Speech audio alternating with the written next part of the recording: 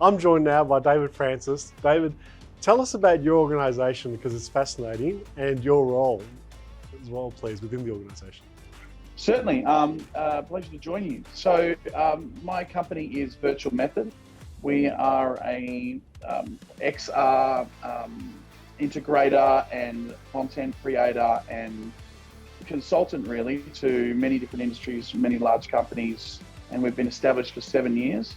We are completely focused on augmented reality and virtual reality, or as Apple have most recently called it, spatial computing. And it allows us to be in touch with and find solutions for so many different areas, including supply chain and logistics. So very exciting to be involved with CEMAT this year. Fantastic, David. I think you're right. Supply chain, there's a lot of new product, new innovation. There's always productivity improvements. So the ability to train, upskill and use your type of technology, I'm sure is going to be really interesting to so many people at CEMAT. Can I ask, what else have you seen sort of evolve and change in the sector over the last 12 months or so? One thing that we have seen, we've seen a lot of VR training starting to be employed across many different industries, especially that want to be able to train kinetic memory into people of where to go, how to do things physically, and allow them to rehearse it without having to interrupt your own operations. We've also seen a real pickup in vision picking. So using a heads-up display, RFID bracelets and all that sort of thing to be able to increase your productivity and accuracy in the warehouse environment. Some of the statistics I've seen around it are extraordinary, from 30 to 80% increases in productivity and accuracy. So I think that's really exciting to see the industry, the supply chain logistics industry, embracing this technology and finding their own way into how to use all this new wearable and 3D holographic interface in a way that will not just be in an innovation lab, but they can actually roll out in their day-to-day to great advantage. And it sounds so much of a strong collaboration between people and technology, isn't it? It's what you're offering. It is, and what's really interesting about it, I think, especially in the logistics sector, is you have humans and then you have automation. And if you're going to spend the millions and millions, I'm sure it cost, Coles to set up some of one or a few of their warehouses, or if Amazon obviously has, to do that automation, then sure, if you can afford that, you can see the ROI on that. What is really interesting about our technology, though, is it takes your human workers and augments their capabilities. Instead of using technology to replace them, it just allows them to be upskilled, to access data, to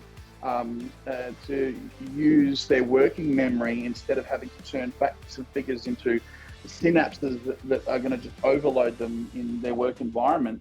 It makes humans better. It augments them, and that's what's really exciting, I think, especially for smaller logistics entities out there. Yeah, I love it.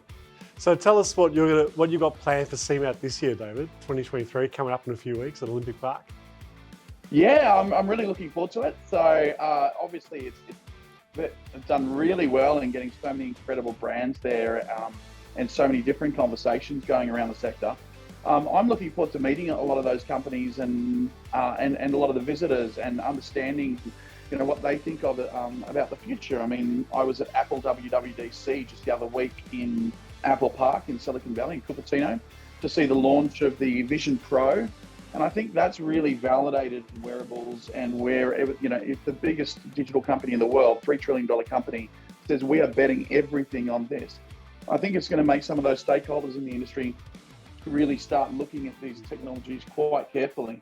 And I'm going to be speaking about that difference between automation and the human element, and how the technologies are now so advanced that they can just plug into your existing back-end systems, whatever you're running your logistics on, and how they can, a country like ours where we've got such low unemployment, and therefore when we need to replace employees, how can we skill them up quickly and effectively? How can we encourage a younger generation, the Roblox, Minecraft, Fortnite generation, into supply chain and logistics industries, and provide huge advantages for the partner industries like agriculture, etc. So I'm looking forward to giving some case studies and educating the audience and hopefully answering those questions they have about spatial computing and what's going to happen in the next 5 to 10 years.